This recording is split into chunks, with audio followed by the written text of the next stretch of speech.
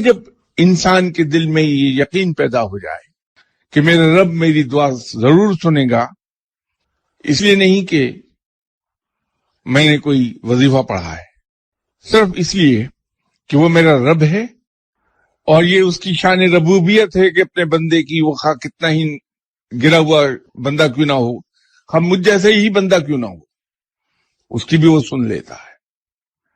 تو اس کی وہ جو شان ربوبیت ہے اس پر اگر یقین پختہ ہے تو میرے الفاظ میں ایک زور پیدا ہوگا کہ میں ابھی یہیں سے ایک لیٹر لکھوں گا رب تعالیٰ کے نام کے، یا باری تعالیٰ مجھے رات 9 بجے سے پہلے اتنا پیسہ چاہیے تو دے۔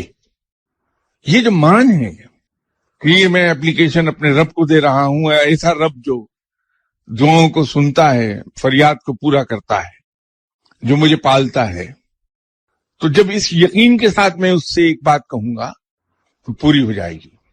حضرت عیسیٰ علیہ السلام نے بھی یہ کہا تھا، انجیل میں تحریر ہے، انجیل متی میں، کہ جب دعا مانگو رب سے تو پھر یہ نہ سوچو کہ شاید پوری ہوگی کہ نہیں ہوگی، نہ رب سے یہ کہہ کے مانگو کہ اگر تو چاہے تو مجھے عطا کر دے، بلکہ رب سے یہ کہہ کے مانگو کہ تو دے۔ جیسے ایک بچہ اپنے باپ کے ساتھ ضد کرتا ہے کہ یہ کھلونا لے کے دیں مجھے آپ، اب یہ گستاخ نہیں ہو رہا باپ کے لیے، بلکہ یہ مان ہے اس کا اپنے باپ پر کہ میرا باپ بڑا امیر ہے اور یہ قادر ہے اس بات پر کہ یہ کھلونا خرید دے مجھے۔ تو اپنے رب کے ساتھ اسی مان کے ساتھ مانگیے کہ وہ میرا رب ہے، وہ مجھے پالتا ہے، اس کے علاوہ کوئی پالنے والا نہیں۔ تو جب اس کے علاوہ کوئی میرا پالنے والا نہیں تو میں کس کے پاس جاؤں؟ تو بے شک اپنے رب سے کہہ دیجئے کہ میں تو تجھے رب جانتا ہوں کہ تو رب ہے، یہ مجھے دے، یا پھر کوئی تو اور رب مجھے بتا جس کے پاس میں چل رہا ہوں، میں تو صرف تجھے رب جانتا ہوں۔ یہ جب اس کو یہ آپ کہتے ہیں کہ میں صرف تجھے رب جانتا ہوں، ایمان ہے۔ لوگوں کو تو یہ بھی کہتے میں نے دیکھا، یہ چیز مجھے دے، بڑا رب بنا پڑتا ہے، ابھی چاہیے اسی وقت دے مجھے۔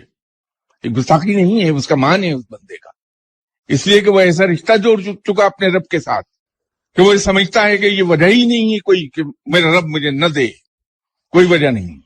تو اسی مان کے ساتھ وہ رب کے ساتھ یہ کہتا ہے کہ بڑا رب بنا پھرتا ہے، دے یہ پیسے مجھے چاہیے، ابھی چاہیے، اور دیتا ہے رب۔ اس مان کو رکھتا ہے باقاعدہ، میں آپ کو گارنٹی کر سکتا ہوں کہ اس مان کو رکھتا ہے۔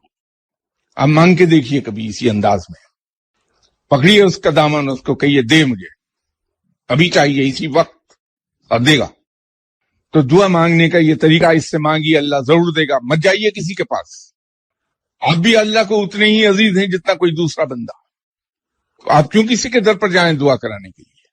اپنے رب کو کیوں نہیں پکڑتے؟ رب کو پکڑیے، ضرور سنے گا آپ کی دعائیں۔